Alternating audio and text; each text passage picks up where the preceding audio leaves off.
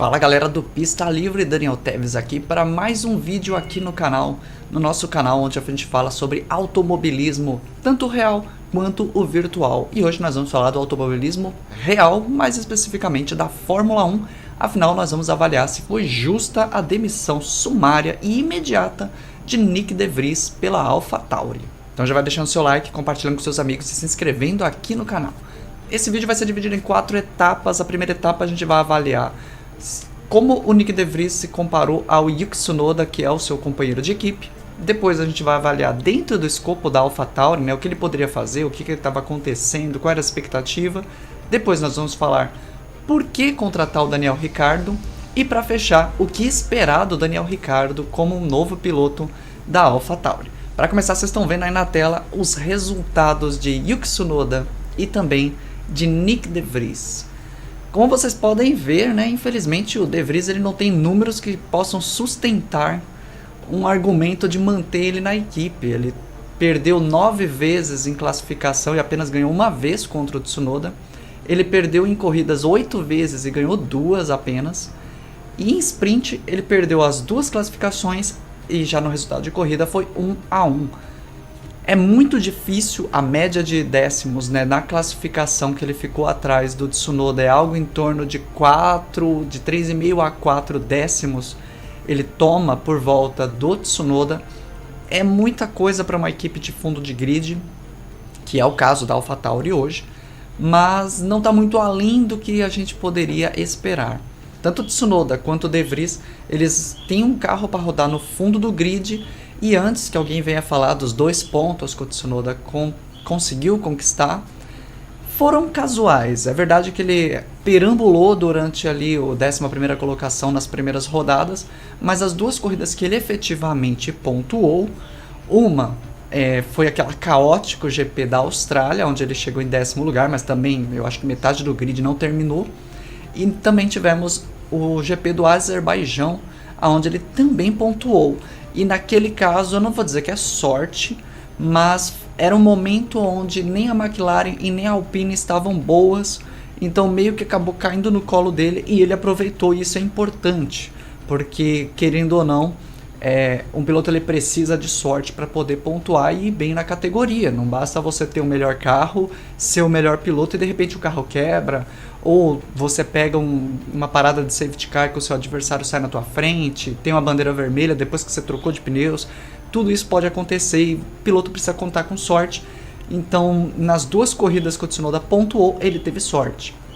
Mas esse é um mérito dele porque ele estava lá disponível para receber esse brinde dessas 2 posições. Porém, vale mencionar que a AlphaTauri não está num nível decente para poder brigar tanto por pontos. Então, a AlphaTauri, na minha opinião, é a equipe mais fraca do grid, é a que sempre está rodando no fundo do pelotão, porque a gente pega uma Alfa Romeo, pega a Haas, pega a Williams, elas estão alternando entre elas ali. Às vezes elas aparecem nos pontos, às vezes não, às vezes elas estão no fundo do grid, e a única equipe que está sempre rodando lá no rodapé é a AlphaTauri. Muita gente queria colocar isso na culpa do De Vries, dizendo que se fosse um piloto melhor, talvez estivesse rendendo, porque o Tsunoda é fraco, que isso, que aquilo. Não necessariamente. O carro da AlphaTauri é um carro ruim, é um carro que vai brigar ali pelas... Como a gente está vendo ultimamente, eles chegando, né, nas últimas 3 corridas, eles terminaram ali por volta do 16º, 14º lugar para baixo. Então eu creio que o teto de posição que eles vão alcançar é por volta do 13º, 14º lugar. Vale mencionar uma coisa, mesmo que o De Vries estivesse entregando ali um resultado próximo ao Yuki Tsunoda, ou exatamente igual, e tivesse pontuado exatamente igual, a AlphaTauri teria 4 pontos apenas. Ainda assim é metade dos pontos que a Alfa Romeo, que é a próxima no campeonato, tem. Então o carro é para rodar no fundo do grid. E aí entra um detalhe importante. Provavelmente a demissão do De Vries assim antecipada e tudo mais, ela se deve muito ao fato de tentar jogar uma cortina de fumaça nesse momento muito ruim da AlphaTauri. A AlphaTauri ela vai passar por uma alteração drástica nesse final de ano, nessa virada de ano. O Franz Tost, que é o chefe de equipe, ele vai se aposentar, vai entrar outra pessoa no lugar. A equipe vai mudar de nome, inclusive vai mudar de cidade e de país, né? Ela vai deixar de ser lá em Faenza, na Itália, e vai lá para próximo da Red Bull, em Woking. Então, vai mudar muita coisa e talvez essa falta de paciência de contratação do De Vries, essa demissão sumária dele, seja já o primeiro passo para mudar as coisas. O nosso terceiro ponto é avaliar por que contratar o Daniel Ricciardo, porque havia a opção de você trazer um jovem talento que está indo muito bem, que é o Liam Lawson. Ele está correndo lá na Super Fórmula japonesa, mas como ele mesmo deu entrevista, o foco dele é tentar ganhar a Super Fórmula japonesa para que ano que vem ele entre no grid. E eu tô torcendo muito porque eu acho que ele é um bom piloto. Eu acho que ele não foi muito bem na Fórmula 2, ele teve resultados relevantes, é claro, mas ele não teve o destaque que precisava ter para poder chegar na Fórmula 1. Então, o De Vries acabou caindo nessa vaga, por causa do Lawson não ter tido um destaque tão grande. Porém, na Super Fórmula japonesa ele está em segundo colocado no campeonato, nesse momento que eu estou gravando o vídeo, e ele provavelmente vai brigar até o fim do campeonato pelo título, e a intenção dele é entrar ano que vem no grid. Já o Daniel Ricciardo, ele era a reserva da Red Bull, estava disponível ali, é um piloto experiente, 8 vitórias, e ele pode trazer alguma visão diferente sobre o carro da AlphaTauri. Não esperem que o Ricciardo vai entregar resultados imediatamente, até porque eu acredito que a contratação do Ricciardo foi muito mais para tentar alavancar um pouco a fanbase da AlphaTauri. Sim, eu acredito que a contratação do Ricciardo seja muito mais uma jogada de marketing. O Ricciardo, ele é um cara muito popular, muito querido pelos fãs, apesar de durante esses 2 anos que ele passou pela McLaren ter criado alguns haters também, basta ver nas postagens deles, mas ele é um cara muito querido no grid, é um cara que tem um carisma muito grande e que atrai um marketing gigantesco em torno dele. Apesar de ele não ser tão seguido assim nas redes sociais como outros pilotos campeões, o Ricciardo, dos não campeões, é um cara que tem um feedback mais positivo de todos os patrocinadores e de todas as equipes. Para você ter uma noção, tá aí os números na tela, o Ricciardo ele tem 8.3 milhões de seguidores no Instagram, enquanto o Tsunoda tem 1.6, o De Vries tem 800 mil e a própria AlphaTauri é inferior ao Ricciardo, tendo 2.8 milhões de seguidores no Insta. Enquanto no Twitter, o Ricciardo mais uma vez é maior de todos eles. Tem 3 milhões e 300 mil seguidores no Twitter, enquanto o De Vries tinha apenas 90 mil seguidores, o Tsunoda tem 500 mil e a própria AlphaTauri tem 1 milhão e 600.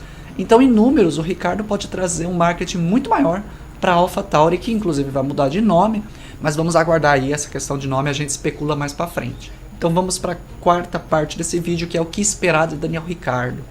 Vamos começar pelo princípio. Ele não vai entregar resultados bons, isso é evidente. Como eu disse lá atrás, a AlphaTauri tem um carro para rodar entre 13º e 15º como teto de posições. Se pintar pontos aí até o final do ano, eu pessoalmente vou achar que é um lucro, porque de todas as equipes ali do fundo do grid, ela é a que menos tem cara que vai melhorar. Talvez ela melhore para o ano que vem, mas para esse ano muito difícil. O Ricciardo, ele tem uma característica de frear muito dentro da curva e sair rápido, coisa que a AlphaTauri não tem a capacidade. Esse é o principal problema do carro da AlphaTauri. Ela tem muita instabilidade em frear dentro, ela tem muita dificuldade de carregar velocidade nas curvas, então isso vai ser um calcanhar de Aquiles muito grande do Ricciardo. Inclusive eu acho que nas 3 ou 4 próximas corridas aí, o Ricciardo deve terminar corridas atrás do próprio Tsunoda, e quem sabe lá para o final do ano ele já começa a virar o jogo.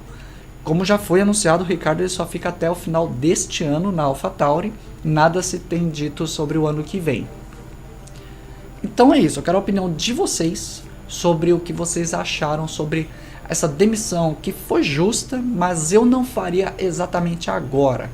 Eu acho que foi justa, os números do De Vries não conseguem segurar eles. A gente pode até dar uma avaliadinha rápida, que Oscar Piastri e Logan Sargent, que são 2 estreantes como o De Vries, eles estavam sendo questionados até 2, 3 corridas atrás. Porém, começaram a entregar resultados, começaram a engrenar. Talvez o De Vries começasse a entregar resultado mais próximo ao final do ano, que seria muito ruim para AlphaTauri, mas o carro é muito ruim, eu acho que não faria diferença. Você colocar qualquer piloto ali ia dar na mesma. Como eu acho que vai acontecer, você está trazendo o Ricardo e eu acho que não vai mudar muita coisa não.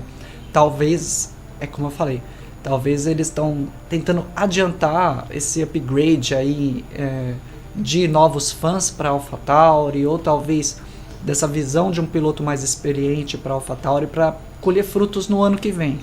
Mas eu teria deixado de qualquer forma o De Vries até o final do ano. Mas, como eu disse, não acho injusto. Só acho que poderia pelo menos chegar até as férias. Então ter dado essas 2 últimas corridas para ele. Inclusive ele correria em casa. Mas, né, não vai rolar. Então, ele nem vai correr em casa, na verdade. Não vai chegar nem perto disso. Mas eu quero saber a opinião de vocês. Não esquece de curtir o vídeo, compartilhar com seus amigos e se inscrever aqui no nosso canal.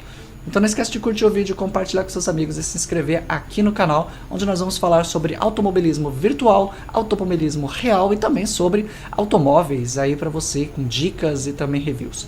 Nos vemos no próximo vídeo e até mais.